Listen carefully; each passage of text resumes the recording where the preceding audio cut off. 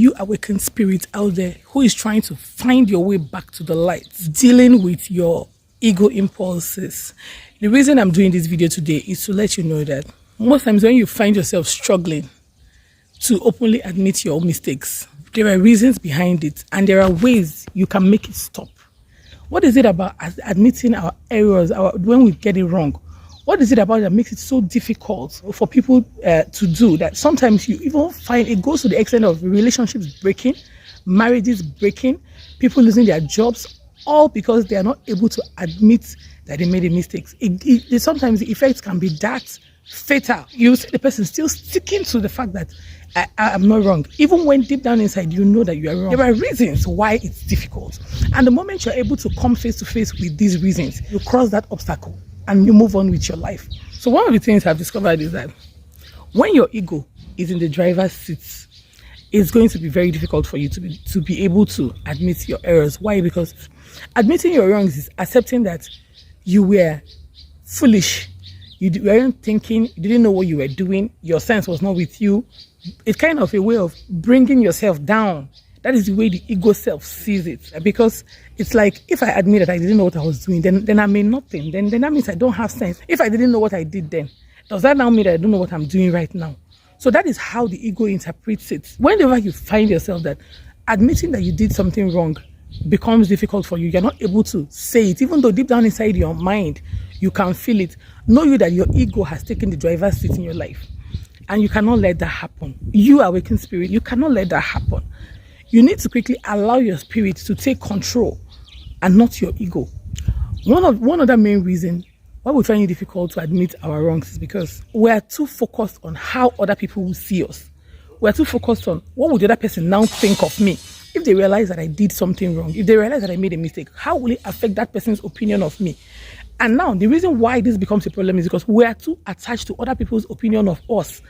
That external validation, that external acceptance, people giving us approval, it's so important to us.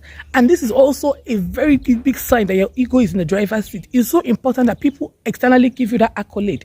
You want people to recognize you as somebody who knows what they are doing, as somebody who is on the right track, somebody who doesn't make a mistake, somebody who is perfect. So when you now realize that you did something wrong, if you find it very difficult to admit because you are worried about how it will affect people's opinion of you, people who hold you in high regard, people who think you are infallible, you are so perfect, you don't make a mistake, how would they feel when they now realize that you made a mistake? How would they now see you? That is one of the reasons why you start to find it difficult. If you're able to rise above external validations and realize that how people think of you, whether people approve of you, give you validation, whether people think that you are perfect or not, it doesn't matter. You are living your life. If you have witnessed a scenario where someone who was wrong, probably very obviously wrong, has refused to admit that they are wrong, you see the person trying to defend their actions, trying to argue their way. It looks so ugly and so annoying. It makes you lose respect for the person. The ironic thing there is that this person is so concerned about you thinking little of them. So they want to hold on to the fact that they did nothing wrong. By so doing, they even end up looking belittled in the eyes of those people that they don't want to look belittled. I don't know, it's just ironic. You end up now looking very shady in the eyes of the people that you want to hold you in high regard. But if there is a situation whereby you made a mistake, you did something wrong, and you openly admit it, what then happens is automatically you find yourself in the eyes of the people observing you. You automatically assume a high regard because they look at you as somebody who is straightforward, somebody who is able to stand on what is true and what is right, and not just try to bungle their way around things. You cannot allow your ego to take the driver's seat. No. You cannot allow the ego to lie to you and to tell you that the external validation you get from people is so important, you cannot let go of it. No.